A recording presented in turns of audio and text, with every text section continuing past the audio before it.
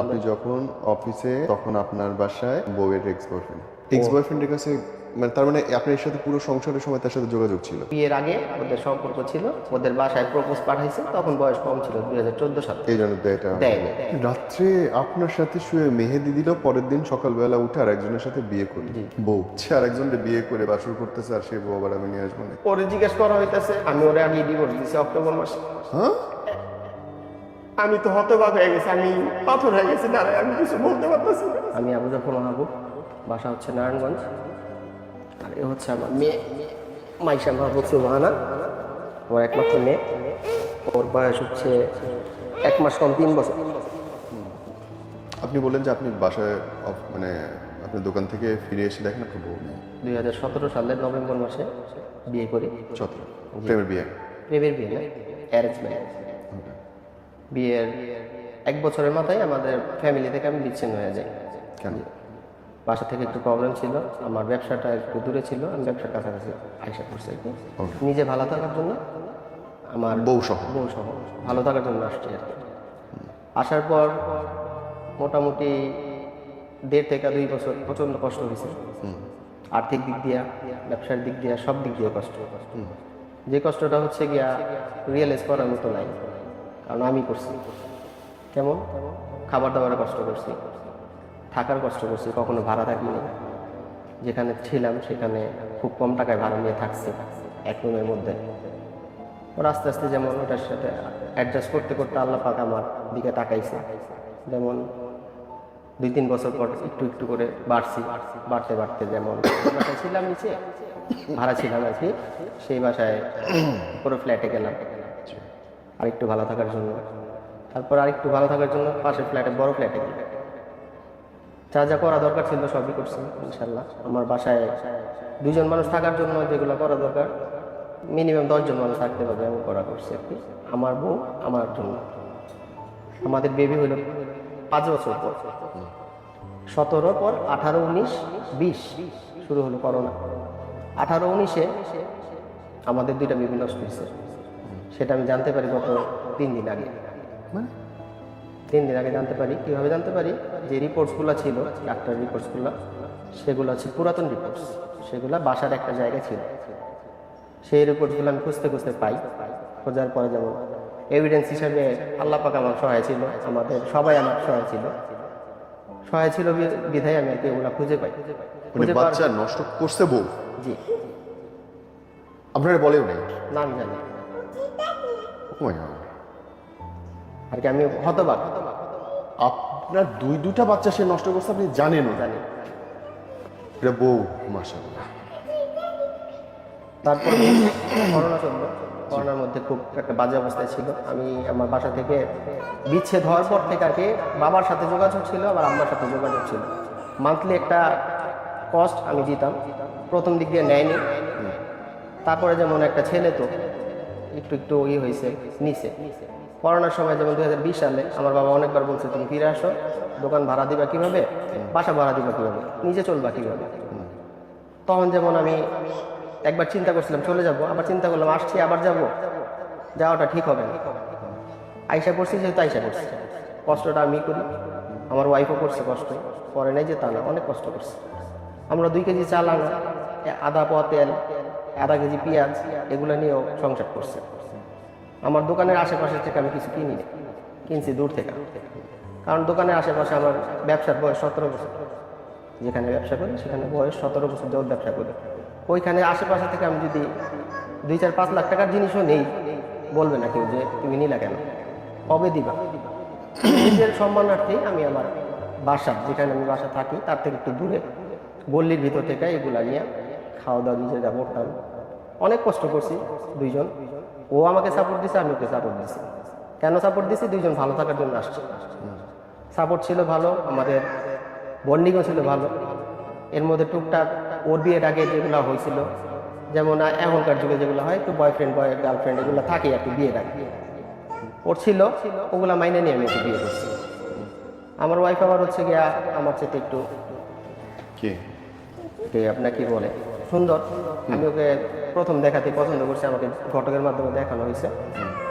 তার 1.5 বছর পর ওকে বিয়ে করতে পারছি। ওর আম্মা অনেকদিন যাচাই বাছাই করছে, করার পরে যেমন 1.5 বছর পর বিয়ে করলাম। সামাজিকভাবেই যতটুকু করা নয় তার চাইতে বেশি করছি। কেমন করছি? আমি হচ্ছে গিয়া ব্যবসা করছি। আমি বাজে কোনো নেশা ছিল না, বাজে কিছুই ছিল না। আমার দুলা ভাইয়ের সাথে ব্যবসা করছি 9 বছর। আমার যে আর্ন ছিল ওগুলা দিয়ে আমি নিজে বিয়ে করছি, কারো কাছ থেকে নিইনি, 10 পয়সা লাগে না। কারো কাছ থেকে নিই, আমার বাবার কাছ থেকে। বাবা বলছে বাবা দরকার নেই, আমার কাছে আছে। আমার ভাইয়া বলছে, আমার বোন বলছে, আর কি আমি একটা জেদ কি করছি যে আমি ওকে বিয়ে করব, আমি ওরই বিয়ে করছি, যে কোনোভাবে ওকে আল্লাহ পাক বিয়েটা ওর সাথেই রাখছি। বিয়ে করলাম। বিয়ের কিছুদিন পরে একটু প্রবলেম শুরু হইলো, যেটা একটু প্রতিটা ফ্যামিলিতে হয় হয়তো না। ঝগড়াঝাটি হয়। ঝগড়াঝাটি হলো। তখন যেমন আমি বাসা থেকে এসে বললাম, আমার বাবা অনেক করছিল যে থাকো বাবা, যাই হোক। তারপর আমি শুনিনি। বাবা আর কি চাইছিল যে কিছুদিন থাকার পরে তুমি যাও, তোমার তো যেতে হবে, দোকান তোমার ওইখানে, আইসা যাওয়া তোমার হবে না। আমাদের বাবার বাড়ি হচ্ছে গিয়ে বন্দর, নারায়ণগঞ্জ বন্দর, আর আমার বাসা হচ্ছে গিয়ে সবের, সবের নদী পার হয়ে এখানে। পরে হচ্ছে আমি আমার বাসা থেকে বের হয়ে আসলাম। আসার পরে যেমন নিজে ভালো থাকার জন্য, এর মধ্যে আমি একটু জেদ করে আসছি যে আমার বড় ভাইয়ের ওয়াইফ ঝগড়ার সময় বলছিল যে এইটুকু একটা বাড়ি, এটা নিয়ে এত কিছু করো। আমি তাদের কাছে বলে আসছি যে আমার মাটির নিচে, পায়ের নিচে এই পর্যন্ত মাটি হবে না, সেই পর্যন্ত আমি এই বাসায় আসবো না। আর আমাদের বাসার ভিতরে ঝগড়া লাগানোর পিছনে আমার তো হাত ছিলই, আমার ওয়াইফেরও হাত ছিল, মেনলি আমাদের হাত ছিল, কারণ আমরা বের হয়ে আসবো এই বাসার থেকে। থার্ড পার্সন হিসেবে ছিল আমার বড় ভাইয়ের ওয়াইফ। আমার বড় ভাই ছিল না, আমার বড় ভাই আমার ফ্রেন্ডসটা তো বড় ভাই, আমার বাবার পরে। বাবা তো বাবাই, বাবার কথা কি বলবো, আসার সময় শুয়ে পড়ছে আমার লাশের উপর। তারপর আমি শুনি না, আমি সব কিছু নিয়ে বের হয়েছি আমার বিয়ের আগে যেগুলো করছি। বাপ শুয়ে পড়ছে যে তার লাশের উপরে দিয়ে যেতে হবে, এবং আপনি তার ড্যামায় চলে আসলেন। ভাইয়া অনেক চেষ্টা করছে রাখার, আম্মা তো স্তব। আমার ছোট 2টা ভাই আছে, মাদ্রাসাতে পড়ে, একজন মাওলানা হবে আগামী বছর, আরেকজন হচ্ছে গিয়া তারপরের বছর মাওলানা হবে।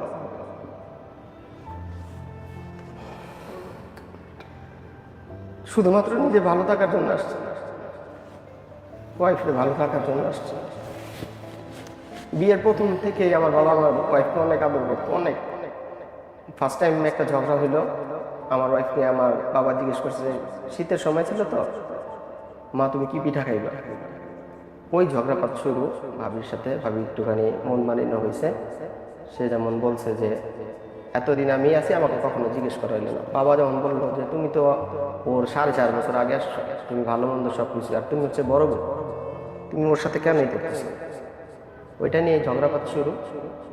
পরে সেই দিন রাত্রেবেলায় আমাকে ফোন দিয়েছে আমার ভাই, তখন হয়তো বা কাবিনের আমার 16-17 দিন কিংবা 20 দিনের মধ্যে ফোন দিয়েছে। আমি দোকানে বসে আছি, বললো যে তুমি আসো, বাসায় তো ঝগড়া। পরে আমি দোকান অফ করে, আমি আমার দুলাভাইয়ের সাথে ব্যবসা করি, দুলাভাই, ওনার ফোন দিয়ে বললাম যে ভাইয়া আপনি বাসায় আসেন, আমি তো যাচ্ছি বন্দরে। পরে উনি আবার একটুখানি আমার সাথে রাগ করলো যে এই সময় বাসায় যেতেছো, এই সময় তো বেচা কেনার সময়। তা আমি ওটা না শুই না, নতুন বউ, বাসায় চিল্লাচিল্লি শুনলাম ফোনে। চলে গেলাম, বাসায় চলে যাই, দেখি যে ভাইয়া ভাবিয়ারা কাপড় চোপড় প্যাক করছে, চলে যায়। কেন চলে যাবে? একটা সামথিং ব্যাপার নিয়ে ঝগড়া হয়েছে।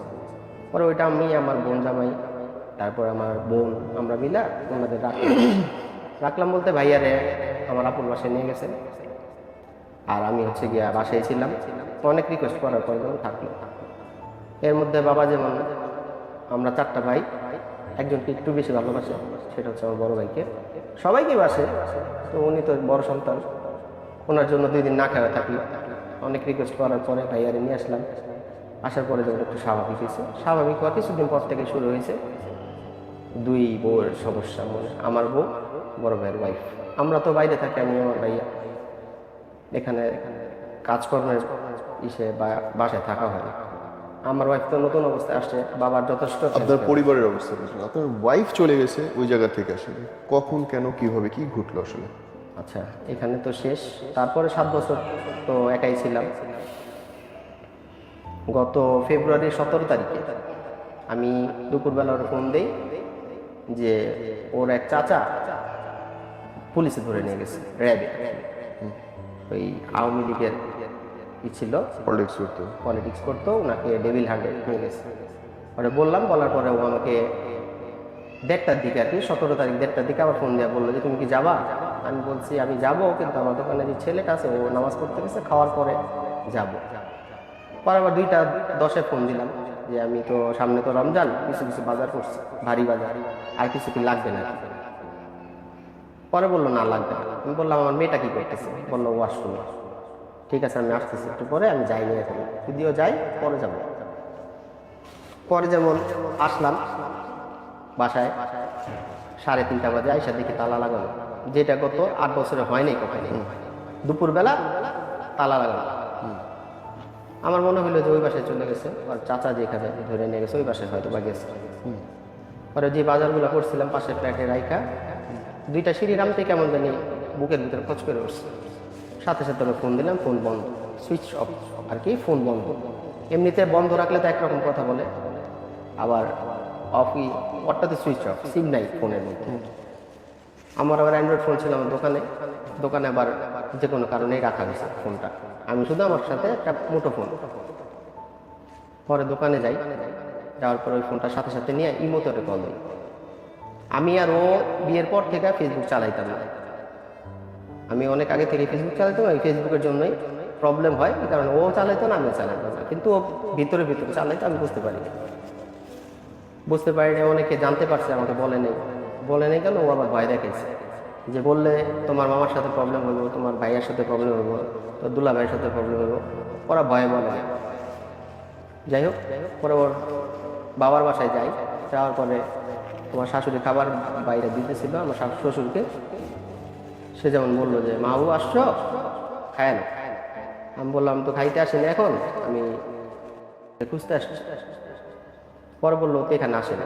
আমি বললাম যে চাচা তো ধরে নিয়ে গেছে ওনাদের বাসায় কিনা। পরে আমার শাশুড়ি ওই বাসায় গেছে, তাই দেখে নাই। ওনারাও খোঁজাখুঁজি শুরু করছে, আমরাও খোঁজাখুঁজি করতেছি। এর মধ্যে যেমন আমার মাথার মধ্যে ঘুরতেছে যে আমি বাসায় যাবো, বাসায় গিয়ে দেখবো কি হয়েছে। বাসায় আসলাম তাড়াহুড়ি করে, দোকান থেকে চাবি নিয়ে, লক খোলা, শুধু তালা লাগা। খুলেই দেখি যে একটা বিভৎস অবস্থা, যে অবস্থাটার জন্য আমি প্রস্তুত ছিলাম না। দেখি যে বাসার এমনভাবে খোলামেলা আর কি, না দেখলে বোঝানো যায় না। বাসায় ঢুকে দেখি ওয়ার্ড্রোব, বাচ্চার যে কাভারটা আছে ওইটা খোলা। ওইটা কখনোই খোলা থাকে না। বাচ্চার যে জামা কাপড় একবার ঠাসা বড়, খুলতেও কষ্ট, ওইটা হালকা ফাঁক। ওইখানে চাবি, ঘরের চাবি, শুধুমাত্র একটা চাবি নেই। এটা কখনো হয়নি। আমি আর আমার ওয়াইফ কোথাও গেলে সর্বোচ্চ 2 দিন, সর্বোচ্চ 4 দিন, এই 7-8 বছরের মধ্যে ও একা থাকছে ওর বাবার বাড়িতে। এই 8 বছরের ক্যারিয়ারের মধ্যে 4 দিন শুধু একা থাকছে। ওর বাবার বাসা আর আমার দোকান কাছাকাছি, আমার দোকান আর আমার বাসা কাছাকাছি, মধ্যস্থলে হচ্ছে আমার দোকান। পরে যেমন ওনাদের বাসা থেকে আমাদের বাসায় খোঁজাখুঁজি, আমি বাসায় আসলাম, আইসা দেখি যে ও নাই, খাবার খোলা, ব্যাগ ট্যাগ কিছু নাই। বাসা থেকে টোটালি 5টা ব্যাগ আর কি, ট্রাভেলের ব্যাগ, বড় বড় ব্যাগ, ওর জামা কাপড়, বাসার আসবাবপত্র, যেগুলো নিত্য প্রয়োজনীয় জিনিস সব রিসেন্টলি আমাকে দিয়ে সব কিনাইছে। নতুন নতুন কসমেটিক, পার্সোনাল জিনিস, যেগুলো প্রায় 10,000 টাকার মতো জিনিস কেনাইছে আমাকে। খুব প্যারা দিয়ে কেনাইছে। আমি ইদানিং খুব ব্যস্ত থাকতাম, ও যে পায়ের নিচে মাটির জন্য বাসা থেকে বের হয়ে আসছি। এখন তো আলহামদুলিল্লাহ ভালো আছি, আল্লাহ ভালো রাখছে অনেক। এখন চিন্তা ছিল যে পায়ের নিচে মাটি লাগবে, যেহেতু আমি এখন একটু ভালো আছি, কতদিন ভাড়া থাকবে। ও বলতো যে কত ভাড়া থাকবে। আমি আবার বলতাম যে আমাদের বয়স কত বেশি হয়েছে, যে তুমি এতই করতেছো, নামাজ হয়ে যেতেছো, ভাড়া থাকতে চাইতেছো না। আমি তো চেষ্টা করতেছি, একটু ওয়েট করো। আমার ইচ্ছা ছিল কোরবানির পর থেকে আমি স্টার্ট করবো, তারপর আল্লাহ পাক যতদিন লাগে। ওই রকম ক্যাপাবিলিটি নাই, হয়তো বা লোন নিয়ে দোকানের বিজনেসের পারপাসে এগুলো দেখায় কেনার চিন্তা ভাবনা ছিল। ওরা বলছে, ও কোনো এক সময় বুঝতেও পারছে যে হ্যাঁ ট্রাই করতেছে। রিসেন্টলি গত বছর হচ্ছে কি আপনার কোরবানির পরে কক্সবাজার যাই, ওই পর্যন্ত সবকিছু ঠিক ছিল। কেমন ঠিক ছিল? সবকিছুই মোটামুটি ঠিক, ঝগড়া টগড়া হইতো, ঠিক হয়ে যেত। কিন্তু ওর বাবার বাসায় জানে না, কেউ জানে না, আমরাই ঠিক করে ফেলতাম। কক্সবাজার থেকে আসলাম, আসার পরে যেমন আমার বাসায় নেই, ওয়াইফাই নেই। আমি ইচ্ছাকৃতভাবে ওয়াইফাই রাখিনি। আমার বিজনেস হচ্ছে মোবাইল বিজনেস। মোবাইলের এভরিথিং। ওয়াইফাই নাই, আমি লিমিটেশন এমবি দিয়ে দিতাম ওকে, কারণ এর আগে কয়েকবার প্রবলেম হয়েছে আমার বেবি হওয়ার আগে, টুকটাক প্রবলেম হয়েছে, ওগুলো সলভ করে ফেলছি। স্যাক্রিফাইস যেটাকে বলে, টোটালি স্যাক্রিফাইস করে আমি সলভ করছি। মেজর প্রবলেম হয়েছে সেটাও আমি মাইনে নিচ্ছি, কারণ ওই যে আমি 7 বছর আগে চলে আসছি, কাকে বলি, বাবার বাড়িতে বলতে পারবো না, আমার ফ্রেন্ড সার্কুলার যারা আছে কাউকে। মেজর মানে কি? মেজর বলতে হচ্ছে গিয়ে এর আগে একবার বাসায় ছিল, আয়সা দেখে নাই, জিজ্ঞেস করলাম কোথায় গেছিলাম, ও বলছে আত্মীয়র বাড়িতে। সবসময় বোরকা পরে যাও, এখন বোরকা পরে যাও না কেন এই সন্ধ্যার সময়? আমি না বললাম তোমাকে কালকে নিয়ে যাবো, কয় না আমি গেছি। তখন যেমন আমি একটা চর দিচ্ছি কারোর সাথে আপনাকে না মানে কতবার হয়েছে এরকম ঘটনা? এরকম ঘটনা আমার চোখে একবার পড়ছে, আর এমনিতে ফোনে কয়েকবারই হয়েছে, সেটা ওদের বাসায় জানানো হয়েছে। ও ফোনে কি হয়েছে? ফোনে হয়েছে বলতে আপনার হচ্ছে গিয়া অন্য কারোর সাথে কথা বলছে, কিংবা আমি অন্য কারো ছবি দেখছি, সেগুলো দেখার পরে যেমন ওর মাকে জানানো হয়েছে। আর ওর একটা কি এভিডেন্স কোনো রাখবে না, আমার ফোনে হোক ওর ফোনে হোক, সেকেন্ডে প্রমাণ রাখে না, সেকেন্ডে ডিলিট করে দেয়। এই যে উনি চলে গেলেন বাসা থেকে, তারপরে খুঁজেটা পেলেন কোথায়? খুঁজে পেলাম হচ্ছে সেদিন রাত্রেই, আমার শ্যালক বললো যে ভাইয়া চলেন এক জায়গায় যাই। তখন মেবি 8:30 8টা বাজে। আমার ভাই আসছে, আমার বোন আসছে, ওর আম্মু আসছে, আমার আম্মা আসছে, সবাই আর কি, আমার ফ্যামিলির সবাই, আর ওদের ফ্যামিলি 2 জন, ওর আম্মা আর ওর ছোট ভাই। ছোট ভাই বললো যে ভাই চলেন এক জায়গায় যাই। কোথায় যাবা? চলেন। পরে আমাদের ওইখানে নারায়ণগঞ্জের দেবক ব্যাপারী পাড়া, ওইখানে গেলাম। যাওয়ার পরে যেমন বাসা ঢুকতেই একটা লোকের সাথে দেখা হলো যে এই বাসায় কি কেউ থাকে আর কি, যার সাথে চলে গেছে তার নাম। হ্যাঁ বললো যে হ্যাঁ এই বাসাতেই থাকে, 3 তলাতে, এই বাসারই ছেলে। পুরো অ্যাড্রেস দিয়ে দিল আর কি, এমনভাবে অ্যাড্রেসটা দিল যাতে একটু খারাপ নজরে অ্যাড্রেসটা দিল, যে এলাকাতে আছে না কিছু লোক ভালো জানে না, একজনকে ভালো জানে একজনকে ভালো জানে না, ওইভাবে অ্যাড্রেস দিল, পুরো হিস্ট্রি বলে দিল 2 মিনিটের মধ্যে।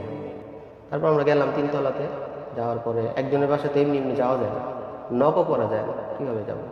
এর মধ্যে যেমন শাশুড়ি ছিল, ওনারে নক করাইলাম। ঢুকতেই 3 তলাতে উঠছি, দেখে আমার ওয়াইফের জুতা রিসেন্টলি কেনে দেওয়া হয়েছে। আমি তো কনফার্ম হয়ে গেছি। আর ওর পায়ের জুতাটা হচ্ছে গিয়ে পাওয়াটা খুব কষ্টকর, বড় পা 41। আমার খুব কষ্ট হইত, আমারটা 41 সাইজ, রিসেন্টলি কেনা হয়েছে। ওই জুতাটা ওখানে রাখা। তখন যেমন আমার শ্যালককে বললাম ফয়সাল এখানে আছে। কীভাবে বললেন? আমি বললাম এখানে আছে। পরে শাশুড়ি নক করলো, নক করার পরে একটা দাঁড়িয়েওয়ালা লোক বের হয়ে বলতেছে যে কাকে চান। শাশুড়ি যেমন রাগান্বিত হয়ে গেটটাকে একটু ফাঁক করছে। ফাঁক করার পরেই আমার ভাই, আমি, ফয়সাল, আমার শাশুড়ি, আমরা আর কি ওই ঘরে ঢুকতেই দেখি যে আমার ওয়াইফ আর হচ্ছে যে ছেলের সাথে গেছে সাইমন, 2 জন বধূ এসে, হাজব্যান্ড ওয়াইফ বেশে দাঁড়ায় আছে।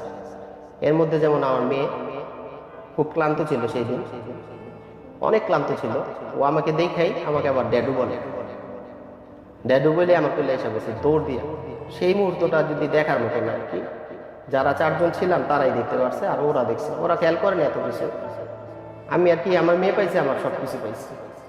আর ওরে দেখে আমি আর কি বলবো, কিছু বলার ভাষা নেই। আমার বউয়ের মতো সাজা, বউর মতো সাজা, যেই দিন গেছে সেই দিন বউর মতো সাজা। আমার সে লোক সেন্সলেস হয়ে পড়ে গেছে। কি দেখলাম? খালি আমার বললো ভাইয়া এটা কি দেখি। তখন যেন আমি মেয়েটাকে আমার বড় ভাইয়ের কোলে দিছি। বড় ভাইয়ের কোলে দেওয়ার পরে বললো চল চলে যাই। আমি দাঁড়ায় আছি, আমার সে লোক হচ্ছে গিয়া সেন্সলেস। আমার শাশুড়ি বলতেছে মাহবুব ফয়সালের যেন কি হয়ে যেতেছে বাবা, পরে আগে ধরে। এর মধ্যে আমার শাশুড়ি কাছে গিয়ে বলছে তুই এটা কি করছিস? ওকে যেমন একটু রাগ হয়ে একটা চর দিছে। ও কি করলো, ওরে প্রোটেকশন দিয়ে আরেক রুমে নিয়ে গেছে। রুম থেকে বের হয় না। এদিক দিয়ে ফয়সালের অবস্থা খারাপ, হসপিটালে নেওয়ার মতো অবস্থা, সেন্সলেস এমন ভাবে। পরে ফয়সাল একটু জ্ঞান ফিরছে। ও আমার বলতেছে ভাইয়া কি দেখলাম? দুর্গা দেবী দেখলাম। দুর্গার তো 10 হাত, ওর তো কয় হাত জানি না ভাইয়া, কি দেখলাম ভাইয়া এটা। তারপর ও সামনে আসে নাই, একটু সামনে আসে নাই। পরে গেট খুলে একটু আসছে পেছনের রুম থেকে। আসার পরে আমি তাকায় আছি ওর দিকে। আমার ভাইয়া বলতেছে মাহবুব চল যাই গিয়ে। ওই বাসার একটা মহিলা বলতেছে আপনাদের বউ, আপনি একটা কারা। পরে বলল, আমার ভাইয়া বলার পরে বলতেছে ওর হাজবেন্ড, ও শাশুড়ি, আমি ওর বড় ভাই হচ্ছে। পরে বললো যে একবার শুধু বলছে যে তাহলে আপনাদের বউ আপনারা নিয়ে যান। আমার ভাইয়া শুধু একটাই অন্যায় করছে যে আমরা এই বউ নিব না। এটা অন্যায় না, এটা অন্যায়।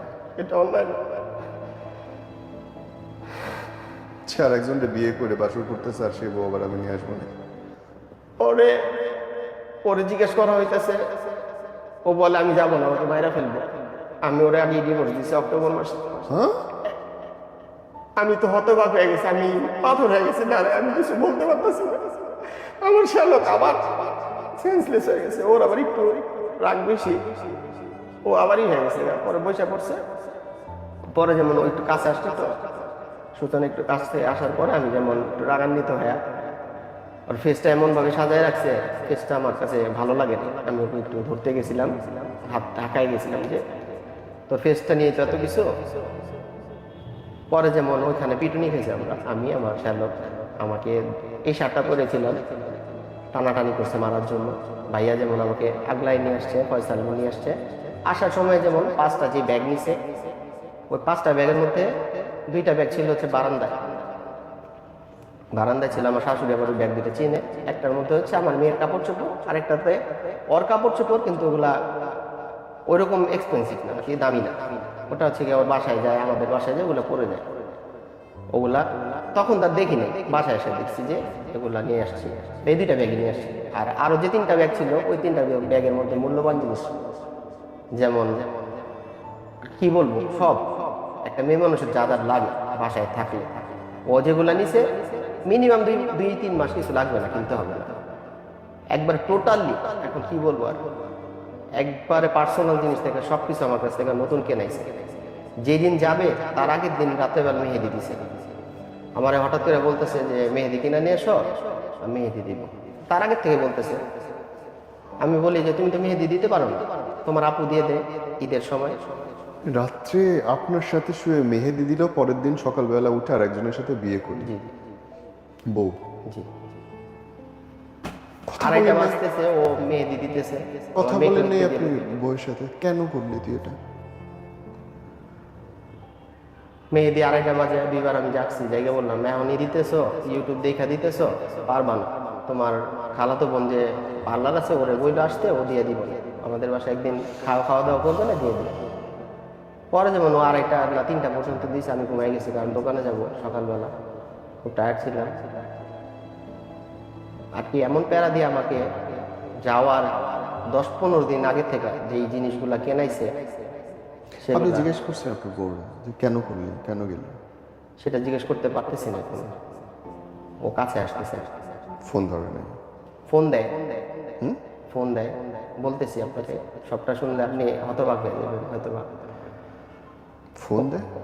পরে যেমন ও ওই বাসার থেকে আমরা আইসা করি, একটু হামতাম করে আসি, যেটা আর কি স্বাভাবিক, অস্বাভাবিক কিছু না, ওর কাছে অস্বাভাবিক। কেন অস্বাভাবিক? ও আর কি আমাদের এক্সপ্লেন করতেছে যে এগুলি করা ঠিক হয় না। ও যেটা করছে ওইটা ঠিক হয়েছে, কিন্তু এগুলা করা ঠিক হয়। ও এর মধ্যে যেমন বলছে যে আপনার ওদের বাসায় নাকি 2জন জানে এই ব্যাপারটা। কোন 2জন জানে? আর আমার শাশুড়ি। তখন যেমন আমাদের একটুখানি অন্যরকম চিন্তা ভাবনা হয়েছে যে ওরা কিভাবে জানে, তবে এখানে নিয়ে আসলো। আর ওই ছেলেটাকে যার কাছে গেছে, ও হচ্ছে বললাম, মানে ওর এক্স বয়ফ্রেন্ড? জি জি, এক্স বয়ফ্রেন্ড হচ্ছে আমার শ্যালক। এক্স বয়ফ্রেন্ডের কাছে, মানে তার মানে আপনার সাথে পুরো সংসারের সময় তার সাথে যোগাযোগ ছিল? পুরো সংসারের সময় যোগাযোগ ছিল বলতে বিয়ের আগে ওদের সম্পর্ক ছিল, ওদের বাসায় প্রপোজ পাঠাইছে, তখন বয়স কম ছিল, 2014 সালে। এই জন্য দেয়টা দেয়নি। ওই ছেলের মাঝখানে গ্যাপ হয়ে গেছে, বিদেশ চলে গেছিল। তারপরে আবার বাংলাদেশে আইসা একটা খারাপ কাজ করছে, বংশালে এক মেয়ের সাথে অ্যাফেয়ার ছিল। ওই মেয়েকে ব্ল্যাকমেল করছে, ওর ভাইয়ের কাছ থেকে টাকা চাইছে 10 লক্ষ টাকা, না হলে বিয়ে করবে না। এটার প্রমাণও পেয়েছি, রমজান মাসে চাইছি আর কি, ওদের এলাকা থেকেই পেয়েছি। রমজান মাসে ওদের এলাকায় আমি 5 দিন আছি আমার বাচ্চাকে আর কি, যেখানে গেছে। ও যে এই আপনার বউ যে বলতেছে আপনাকে অক্টোবরে ডিভোর্স দিয়েছে, ডিভোর্সের পেপার? ডিভোর্সের পেপার বলতে যেদিন আমরা গেছি বাচ্চাকে নিয়ে আসছি প্রথম দিন, ওই দিন একটা কাগজ দেখাইছি, কিন্তু ওটা আমরা হাতে নিই, দেখতে পাইনি। কিন্তু ও বলতেছে ডিভোর্সের কাগজ, আমি ওরা ডিভোর্স দিয়ে দিছি, আর হচ্ছে গিয়া আপনার কি বলে আমি যাব না, আমাকে গেলে মাইরা ফেলবে, আর আমি ওর কাছে হ্যাপি না। এখন আসতে চাই এখন ফোন করে কি নিয়ে? এখন ফোন করে এখন বলে যে আমি থেকে আলাদা আছি, ভিডিও কলেও দেখায় আমাকে আলাদা। কেন? কেন সেটা তো ও জানে, আমি তো ভাবতেছিলাম ফ্রেন্ড। পরে আমাকে আর কি রমজান মাসের প্রথম 5-6 দিন পরে হঠাৎ করে আমাকে একটা সালাম দেয় ইমোতে।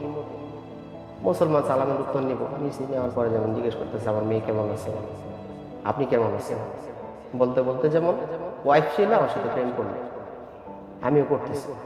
কেন করতেছি? ওর মুভমেন্ট জানার জন্য। এর মধ্যে আমার বোনকে থ্রেট দিছে ফোনে, ওর আমার সাথে বাজে ব্যবহার করছে, যথেষ্ট বাজে ব্যবহার, যে বাজে ব্যবহার কেউ করে না তার আমার সাথে। আমার আম্মাকে ফোন দেয়, আমি আমার ফোন দিয়ে বললাম যে কাউকে ফোন দেওয়ার দরকার নেই, আমি আমার ফোন তো খোলা আছে, সবসময় খোলা থাকে, আপনার ফোন খোলা থাকে না, মাঝে মাঝে খোলা থাকে, মাঝে মাঝে থাকে না, আমার ফোন সবসময় খোলা, আমার সাথে যোগাযোগ করে। পর আমার সাথে যোগাযোগ করতে করতে কন্টিনিউয়াসলি একদিন ভিডিও কল দিল মেয়েকে দেখার জন্য, মেয়েকে দেখলো, আমাকে দেখলো, পরের দিন কল দিতেছে যখন সময় পাইতেছে, রাত্রে 1টা-1:30 সেহরি খাওয়ার সময় উঠাই দিতেছে, যেই বাসাতে আছে সেই বাসা দেখাইতেছে ও একা, ওকে আটকায় রাখছে, কিংবা এমন কিছু, এমনকি আমাকে তালা বন্ধ বাইরে দিয়ে ওইটাও দেখাইছে ভিডিও কলে। তখন একটু মনটা নরম হয়েছে আমার, গত 24 তারিখ পর্যন্ত, যে আমার সন্তানের মাও সন্তানকে পালার জন্য হইলে ওরে লাগবে। আমাকে সবাই বুঝাইতেছে যে ওই যদি আসতে চায় নিয়ে নাও। আমার ইচ্ছা যে ও যদি আসে, নাকে খড় দিয়ে আসে, কিংবা ওর বাবার বাড়ি হয়ে আসে, তাহলে অ্যাকসেপ্ট করবো, কিন্তু আগের জায়গায় আসতে পারবে না সে। পরে যেমন আমিও ওর মুভমেন্ট জানার জন্য ওর সাথে সম্পর্ক কন্টিনিউয়াসলি করলাম, প্রেম করতেছি আর কি। মুভমেন্ট কি বুঝলেন? মুভমেন্ট বুঝলাম যে ও আসতে চায় না, আমার সাথে খুব ভালো বিহেভ, মানে একবার আসতে চায়, একবার আসতে চায় চায় না, না, মহা মুশকিল। ফাইনালি কি অবস্থা ভাই? আসতে চায় না। এর মধ্যে 24 তারিখে ওর সাথে ফাইনালি একটা কথা হইলো। ফাইনালি কথা হওয়ার পরে যেমন ওর রূপটা দেখাইলো, চুলগুলা ছিল অনেক বড় বড়, সবগুলো কেটে ফেলছে, 3টা লেয়ার দিছে, কালার করে ফেলছে। আর আমার সাথে যখন প্রেম করতো তখন হিজাব করে থাকতো, হাতে তসবি, কোরআন শরীফ পড়তেছে, এখানে ওখানে দান করতেছে। আমার টাকা যেগুলো নিয়ে গেছে 13,40,000 টাকা নিয়ে গেছে বাসা থেকে? স্বর্ণটা সব, নাকি আনুমানিক মূল্য 13,40,000 টাকা। আর জিনিসপত্র যেগুলো আছে দামি দামি কাপড় চোপড়, রিসেন্টলি ওকে একটা ড্রেসও কিনে দেওয়া হয়েছে 15,000 টাকা দিয়ে। এই টাইপের জামা কাপড় অনেকগুলো আছে, 10-15টা আর কি। টোটালি আমার 15 লাখ টাকার মতো জিনিস নিয়ে গেছে। আর ঘরে কোনো এভিডেন্স নেই, ফোনের আইমি নাম্বার পর্যন্ত ছিঁড়ে ফেলছে, ঘরের ভিতরে কিছু রাখে না। এর মধ্যে একটা খুব বাজে একটা কাজ করছে, ওই ছেলের আমার বাসায় আছে, একের অধিকবার বাসায় আনছে। সেটার প্রমাণ পাইছি আমি, আমার বাসার সামনে সিসি ক্যামেরাতে ওর বাইক রাখা ছিল। ওর আবার পছন্দ বাইক, আমার ওয়াইফের মানে আপনি যখন অফিসে দোকানে, তখন আপনার বাসায় বউয়ের এক্স বয়ফ্রেন্ড রিসেন্টলি আমাকে খাবার দুপুরবেলা আলাদা দিত, ও আলাদা খাইতো। আমাকে বলতো তুমি অনেক দেরি করে আসো, বাচ্চারা খাওয়াইতে হয়, আমার ক্ষুধা লাগে, আমি আগে খাও। আমি আগে বলতাম যে তুমি খাই নিও, আমার তো দেরি হয়, কিন্তু তখনই করতাম, তখন ওয়েট করতাম আমার জন্য। আমার মেয়ে হওয়ার আগে ওয়েট করতো, যাওয়ার আগেও ওয়েট করতো, আমি শুধু ঘুমাইতাম খাওয়ার পর। ভাইয়া এই আসর, মাগরিব, এশার পর আমি দোকানে যেতাম, সারাক্ষণ ঘুম। বাসায় যাওয়ার পর থেকে মাতাল লাগতো। এখন তো বুঝতে পারতেছি যে ও হয়তো বা কিছু খাওয়াইছে না।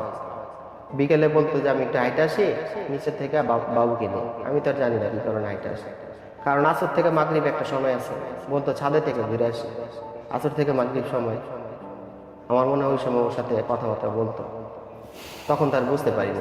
নিয়ে ভাই, এই যে অদ্ভুত একটা সংসারের ভেতর দিয়ে আপনি গেলেন, যারা দেখতেছে যদি শেখে, কি শিখতে পারে বলেন তো? আমি চাই আপনার মাধ্যমে 5টা মেয়ে ঠিক হোক, 5টা ফ্যামিলি ঠিক হোক, 2টা ফ্যামিলি 10টা ফ্যামিলি ঠিক হোক, অন্তত পক্ষে একটা ফ্যামিলি ঠিক হোক। কারণ হচ্ছে কি, আমার জীবনে যেটা ঘটছে অন্য কারো জীবনে যে ঘটবে না তা করতেই পারে। এটার মাধ্যমে যদি কেউ শুনে, কেউ দেখে, একটু ভালো লাগে যে নীরব ভাইয়ের অনুষ্ঠানটা দেখতেছি আমি অনেকদিন যাব, এই জিনিসটা আমার কাছে ভালো লাগছে। আমার মেয়েটা এমন করতেছে, আমার বোনটা এমন করতেছে, ওকে করতে দিব না। পারিবারিক শাসন। পারিবারিক শাসন, যে শাসনটা দেয়নি, আমার শ্বশুর বাড়ি থেকে দেয়নি।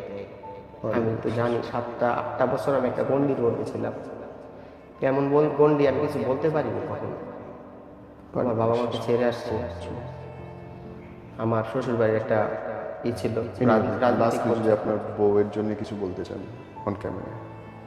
লাস্টে আরেকটু কথা আছে, জাস্ট ওই ছেলে আমার বাসায়, আমি আমার বেডরুমে দেখছি যে এলোমেলো। জিজ্ঞেস করলাম এগুলো কীভাবে হয়েছে, বললো যে মেয়ে খেলাধুলা করছে।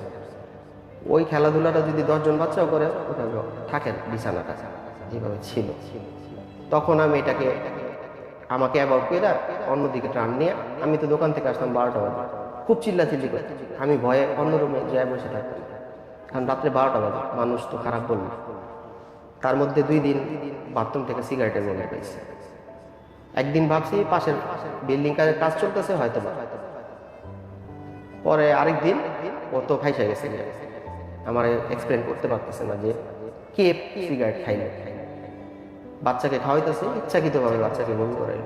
বমি করা টয়লেটে ওয়াশরুমে ঢুকছে যে 1-1.5 ঘন্টা বের হয়, টয়লেট পরিষ্কার করতেছে, বাচ্চার কাপড় চোপড় দিতেছে, বাচ্চার এই কাঁথা দিতেছে, প্রস্রাব করছে যেগুলা ওয়াশরুমে, এগুলো পরিষ্কার করতে করতে আমি ভুলে গেছি। আরেকদিন সবচেয়ে ডেঞ্জারাস ঘটনা যেটা দেখছি, একটা প্যাকেটের টুকরা ওয়াশরুমে। আমি তো দেখে আমার কাপড় শুয়ে গেছি। আসলাম, আমি বললাম যেটা কি। ও আমাকে এমনভাবে এক্সপ্লেন করলো আর এমনভাবে চিল্লানি দিল, নিচতলা থেকে সবাই তাকায় আছে। রাত্রে তখন বাজে প্রায় 1টা, আমি দোকান থেকে আসছি 12:30 বাজে। আমি তো কি করব। এর আগে একবার প্রবলেম হয়েছে, আমার বাবা আমার কাছ থেকে নিয়ে গেছে, আমাকে যথেষ্ট অ্যারেঞ্জমেন্ট করছে যে তুমি আমার মেয়েকে মারছো, চুল টুল কাইটা মারতে মারতে চুল ছিঁড়া ফেলছো, বেল দিয়ে বাড়ি দিছো, যেগুলো আমি করি না। আমি তিল করছি, ওনারা আমাকে মেড করানোর বলছে তাল করছে। যাক, ওইটা কোনো কথা না, ওইটা প্রথম হয়েছে। মানে কি প্যাকেট? জি জি।